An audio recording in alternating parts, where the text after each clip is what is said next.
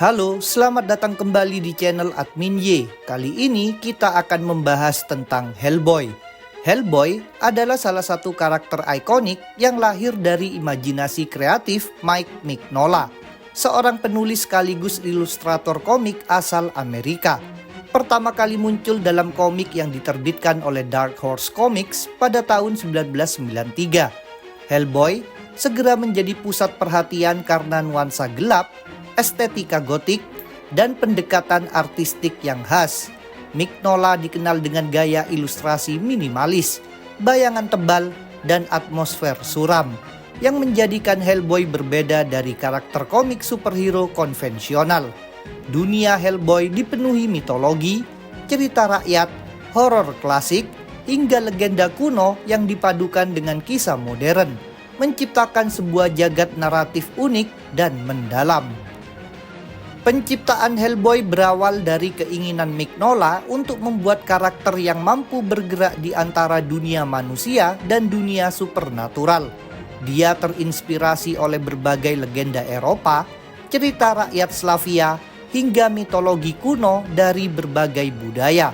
Hellboy tidak hanya sekedar sosok iblis, tetapi menjadi representasi konflik antara takdir dan pilihan pribadi. Melalui Hellboy, Mignola ingin mengeksplorasi pertanyaan mendalam tentang identitas, kebebasan, serta peran manusia dalam menghadapi nasib yang sudah ditentukan. Hasilnya adalah karakter yang kaya akan lapisan narasi, lebih dari sekedar monster pembasmi monster.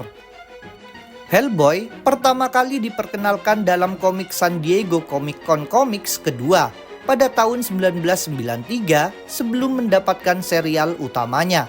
Karakter ini segera menarik perhatian karena tampilannya yang tidak biasa. Tubuh merah besar, tanduk yang dipotong, hingga hanya tersisa 2 tonjolan. Ekor panjang serta tangan kanan yang jauh lebih besar dan keras dibanding tangan kirinya. Tangan itu disebut sebagai Right Hand of Doom, salah satu elemen paling ikonik dalam desain Hellboy. Penampilan unik ini langsung membedakannya dari superhero lain dan memperkuat kesan mistis serta mengerikan. Asal-usul Hellboy sangat erat dengan dunia okultisme dan peperangan. Dia dipanggil ke bumi pada tahun 1944 melalui ritual pemanggilan iblis yang dilakukan oleh Grigory Rasputin, seorang tokoh sejarah nyata yang dalam mitologi komik digambarkan bekerja sama dengan Nazi. Ritual tersebut dimaksudkan untuk membawa senjata pamungkas ke dunia manusia, makhluk dari neraka yang akan menghancurkan peradaban. Namun, bukannya muncul di tangan Nazi, Hellboy justru ditemukan oleh pasukan sekutu, tepatnya oleh Profesor Trevor Bruttenholm dan timnya. Sejak saat itu, hidup Hellboy berubah selamanya. Profesor Trevor Bruttenholm menjadi figur ayah bagi Hellboy. Alih-alih diperlakukan sebagai senjata atau monster, dia dibesarkan dengan penuh kasih sayang. Meskipun tetap ada disiplin keras dalam mendidiknya. Hubungan ini sangat penting karena membentuk kepribadian Hellboy yang cenderung humoris, sinis, namun berhati baik. Bruttenholm bukan hanya penyelamat Hellboy, melainkan juga yang mengajarkannya tentang moralitas, etika, dan cara hidup berdampingan dengan manusia. Keputusan ini membuktikan bahwa meskipun lahir dari kegelapan, Hellboy tidak harus tunduk pada takdir iblisnya. Seiring bertambahnya usia, Hellboy direkrut ke dalam organisasi rahasia bernama Bureau for Paranormal Research and Defense atau BPRD. BPRD adalah lembaga investigasi yang berfokus pada kasus-kasus supernatural, okultisme, dan ancaman dunia lain. Sebagai agen lapangan, Hellboy menjadi garda terdepan dalam melawan monster, roh jahat, penyihir, hingga dewa-dewa kuno yang berusaha bangkit kembali.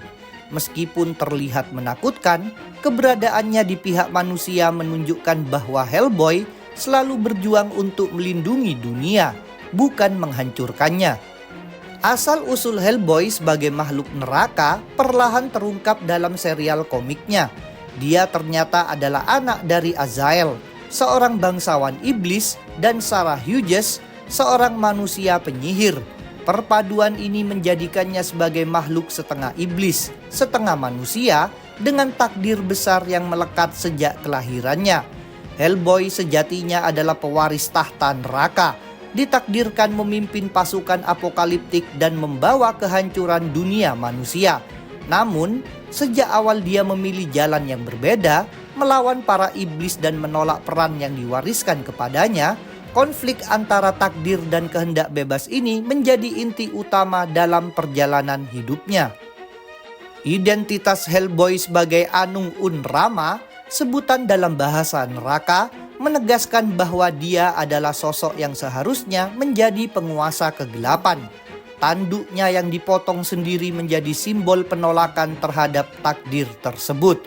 Dengan memotong tanduknya, Hellboy menolak identitas iblisnya secara penuh dan memilih untuk hidup sebagai manusia. Simbolisme ini menegaskan tema besar dalam komik Hellboy. Pilihan pribadi lebih kuat daripada garis keturunan atau nasib yang sudah ditentukan sejak awal. Secara fisik, Hellboy memiliki tubuh yang jauh lebih kuat daripada manusia biasa. Dia tahan terhadap serangan fisik, memiliki kekuatan super, daya tahan luar biasa, serta proses penyembuhan yang cepat. Tubuhnya mampu menahan suhu ekstrim, ledakan, bahkan serangan senjata tajam. Faktor ini menjadikannya prajurit yang hampir mustahil dikalahkan dalam pertempuran biasa. Meski demikian, kekuatan terbesarnya justru bukan semata-mata dari fisiknya, melainkan dari tekad dan semangatnya untuk terus melawan meskipun menghadapi musuh jauh lebih kuat. Tangan kanan Hellboy, right hand of doom, adalah aspek paling penting dari dirinya.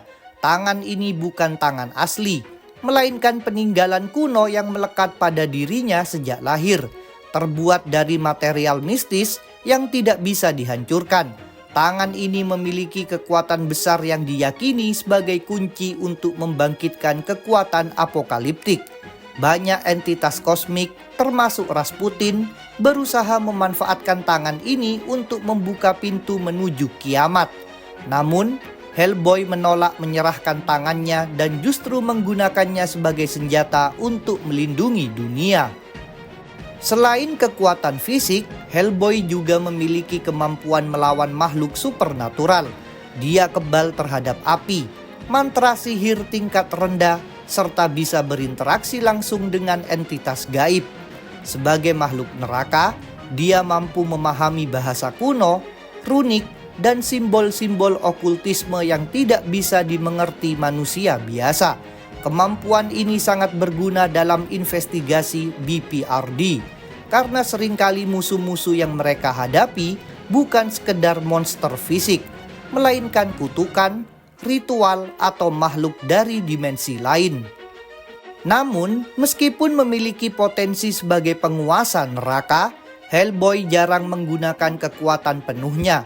Dia lebih memilih bertarung dengan fisik dan senjata sederhana, seperti pistol atau alat tempur buatan manusia. Sikap ini menunjukkan bahwa dia tidak ingin sepenuhnya memanfaatkan kekuatan iblisnya, karena takut jika hal itu akan menyeretnya ke jalan kegelapan. Keputusan ini mempertegas bahwa Hellboy adalah makhluk yang berusaha hidup sebagai manusia, bukan sebagai penguasa kiamat.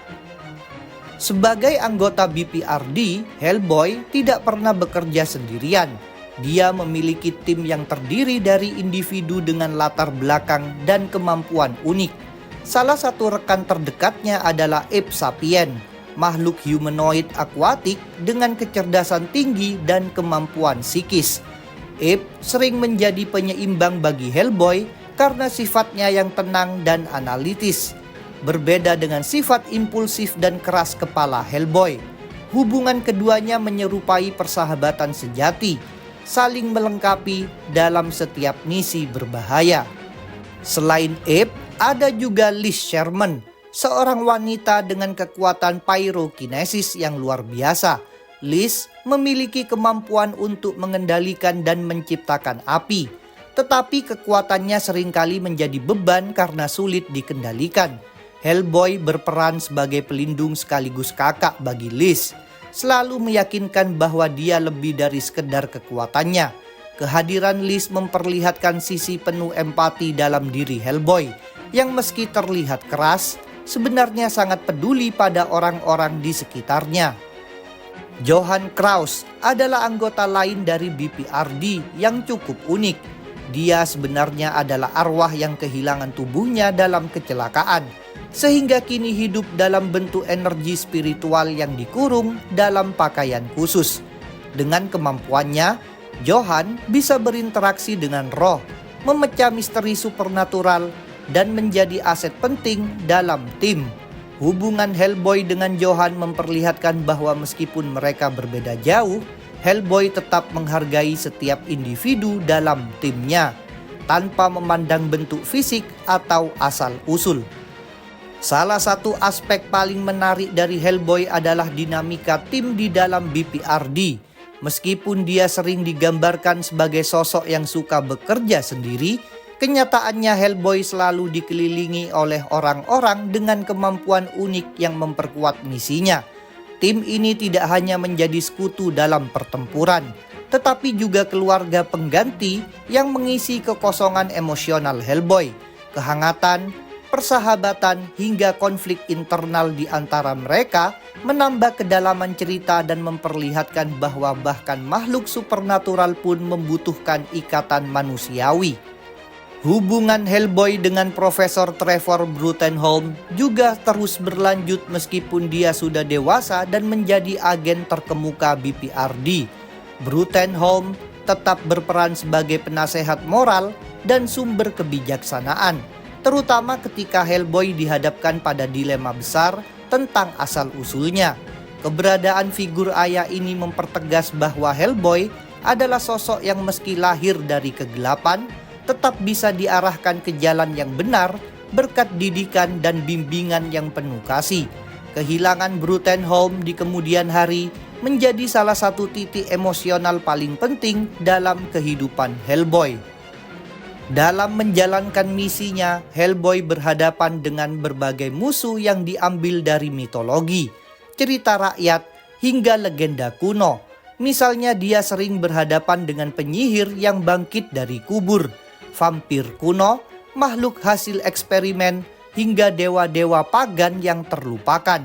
Setiap pertempuran bukan hanya sekedar aksi, tetapi juga sarana untuk menggali mitologi dunia Hellboy yang kaya dan penuh misteri. Dengan demikian, Hellboy bukan hanya pejuang, tetapi juga penjelajah dunia supernatural yang penuh rahasia. Salah satu musuh terbesar Hellboy adalah Rasputin, tokoh sejarah nyata yang dihidupkan kembali dalam dunia komik sebagai penyihir abadi dengan tujuan apokaliptik. Rasputin adalah orang yang pertama kali memanggil Hellboy ke bumi, dan sejak itu keduanya terikat dalam lingkaran takdir. Bagi Rasputin, Hellboy adalah kunci untuk membuka pintu kehancuran dunia dan melepaskan makhluk kuno yang dikenal sebagai Okdru jahat. Namun, Hellboy berulang kali menggagalkan rencana ini, menunjukkan bahwa dia memilih jalannya sendiri meskipun takdir mencoba menariknya ke kegelapan. Okdru jahat adalah entitas kosmik dalam mitologi Hellboy, digambarkan sebagai naga purba yang terkurung dalam penjara kristal di luar dimensi. Mereka merupakan sumber teror yang tak tertandingi, simbol dari kehancuran total yang ingin dilepaskan oleh Rasputin dan para pengikutnya. Hellboy dengan Right Hand of Doom-nya diyakini sebagai kunci untuk membangkitkan mereka. Pertarungan melawan bayang-bayang Okdru jahat menegaskan bahwa Hellboy tidak hanya melawan monster duniawi, tetapi juga kekuatan kosmik yang bisa menghancurkan alam semesta. Selain Rasputin, Hellboy juga menghadapi penyihir-penyihir legendaris seperti Baba Yaga, tokoh dari mitologi Slavia. Baba Yaga dalam dunia Hellboy adalah musuh yang sangat berbahaya, penuh dendam pribadi terhadapnya, dan memiliki kekuatan besar dalam dunia gaib.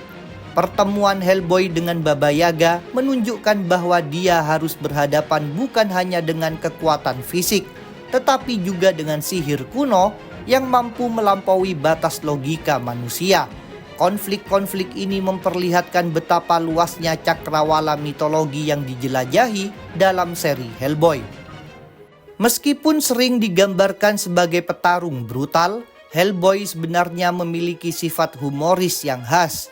Dia sering melontarkan komentar sarkastik bahkan di tengah pertempuran paling berbahaya. Sifat ini membuatnya lebih manusiawi dan dekat dengan pembaca, karena di balik tubuhnya yang menyeramkan terdapat jiwa yang sederhana, bahkan cenderung malas dan gemar mencari kenyamanan. Karakteristik ini memberikan keseimbangan menarik antara kegelapan cerita dengan kehangatan pribadi Hellboy. Sisi emosional Hellboy juga sering diuji ketika dia menyadari bahwa dirinya tidak sepenuhnya diterima oleh dunia manusia. Meski bekerja untuk melindungi manusia, masih banyak orang yang memandangnya sebagai monster. Hal ini menimbulkan konflik batin mendalam, karena Hellboy terus-menerus harus membuktikan bahwa dia lebih dari sekedar makhluk neraka. Namun, disinilah letak kekuatan sejatinya. Dia tidak menyerah pada pandangan orang lain dan tetap menjalani hidup sesuai dengan keyakinannya sendiri. Komik Hellboy juga menekankan aspek perjalanan diri. Dalam banyak kisah, Hellboy melakukan ekspedisi ke berbagai belahan dunia, dari desa-desa terpencil di Eropa Timur hingga reruntuhan kuno di Afrika dan Asia. Setiap petualangan membuka tabir mitologi baru, sekaligus memperlihatkan bahwa dunia yang dihuni Hellboy adalah tempat di mana legenda dan kenyataan saling berbaur. Perjalanan ini bukan hanya fisik, tetapi juga spiritual, karena Hellboy semakin memahami siapa dirinya sebenarnya. Keterkaitannya dengan dunia neraka semakin dalam ketika Hellboy mengetahui bahwa dia adalah pewaris tahta neraka. Takdir ini membuat banyak iblis, penyihir, dan entitas gaib mencoba memanipulasinya agar menerima perannya sebagai penguasa kegelapan. Namun, Hellboy terus menolak, bahkan meninggalkan BPRD pada satu titik untuk mencari jati dirinya sendiri. Penolakan ini adalah bukti tekadnya untuk menjadi makhluk yang menentukan jalannya sendiri, bukan sekedar boneka takdir. Penampilan Hellboy yang khas juga memiliki makna simbolis. Warna kulit merah melambangkan asal-usulnya dari neraka, sementara tanduk yang dipotong menunjukkan penolakannya terhadap identitas tersebut. Ekor panjangnya adalah ciri fisik yang mengingatkan pembaca akan iblis dalam budaya populer. Tetapi dalam diri Hellboy, semua atribut itu justru berfungsi sebagai pengingat bahwa dia mampu melampaui asal-usulnya. Dengan demikian, tubuh Hellboy sendiri menjadi narasi visual tentang konflik batinnya. Salah satu aspek unik dari cerita Hellboy adalah cara Mike Mignola menyelipkan cerita rakyat dan mitologi dari berbagai belahan dunia. Dalam satu cerita, Hellboy bisa melawan vampir yang berasal dari legenda Eropa. Sementara di kisah lain, dia berhadapan dengan roh kuno dari mitos Jepang atau makhluk mistis dari Afrika. Pendekatan ini tidak hanya memperkaya dunia Hellboy, tetapi juga memperkenalkan pembaca pada beragam mitologi yang jarang dieksplorasi dalam komik arus utama. BPRD sebagai organisasi juga memiliki peran penting dalam membentuk narasi besar Hellboy. Lembaga ini bukan sekedar tempat kerja, tetapi simbol dari usaha manusia untuk memahami dan melawan hal-hal supernatural. Melalui interaksi Hellboy dengan anggota lain, pembaca bisa melihat bahwa dunia manusia selalu berusaha menemukan cara menghadapi ancaman dari luar batas logika. Hellboy, meski bukan manusia, menjadi bagian integral dari perjuangan ini, membuktikan bahwa kemanusiaan tidak hanya ditentukan oleh asal-usul biologis. Pada satu titik tertentu, Hellboy meninggalkan BPRD karena merasa terbebani dengan perannya sebagai pusat perhatian.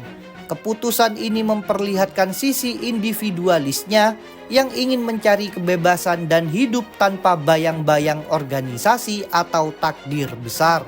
Petualangan solonya semakin menegaskan identitasnya sebagai pengembara. pahlawan yang lebih nyaman berjalan sendirian, melawan kegelapan daripada terikat dalam struktur formal. Hal ini juga membuka ruang bagi cerita-cerita yang lebih personal dan introspektif. Konflik antara takdir dan pilihan adalah benang merah dalam keseluruhan kisah Hellboy. Di satu sisi, dia terus-menerus diberitahu bahwa dirinya ditakdirkan untuk menghancurkan dunia. Di sisi lain, Hellboy memilih untuk menolak takdir itu dan hidup sebagai pelindung manusia. Pilihan ini membuatnya menjadi simbol kebebasan dan pembangkangan terhadap nasib. Pesan moral yang bisa ditarik adalah bahwa siapapun, tidak peduli dari mana asalnya, selalu memiliki kesempatan untuk memilih jalannya sendiri. Selain konflik kosmik, komik Hellboy juga menghadirkan tema-tema personal yang lebih kecil namun sangat menyentuh. Hellboy seringkali membantu orang-orang biasa yang diganggu roh atau kutukan, bahkan ketika misi itu tidak berkaitan dengan takdir besarnya. Tindakan kecil ini menunjukkan sisi kemanusiaannya yang tulus. Bahkan dia tidak hanya memikirkan perang besar melawan dewa atau iblis, tetapi juga peduli pada penderitaan individu. Hal inilah yang membuatnya dicintai oleh pembaca. Hellboy pada akhirnya bukan hanya sekedar karakter komik, tetapi juga sebuah simbol. Dia mewakili ide bahwa makhluk yang diciptakan untuk menghancurkan bisa memilih untuk melindungi. Dia adalah representasi dari perjuangan melawan bayangan gelap dalam diri sendiri. Simbol harapan bahwa pilihan pribadi lebih kuat daripada garis keturunan.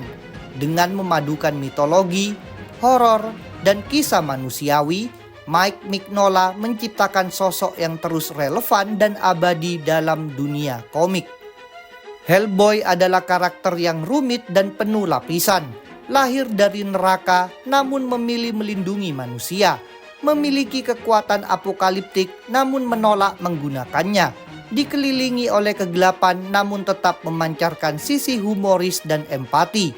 Dari penciptaan Mike Mignola, asal-usulnya sebagai makhluk neraka, kekuatan Right Hand of Doom, hingga timnya di BPRD, Hellboy telah berkembang menjadi salah satu karakter paling unik dan dihormati dalam sejarah komik.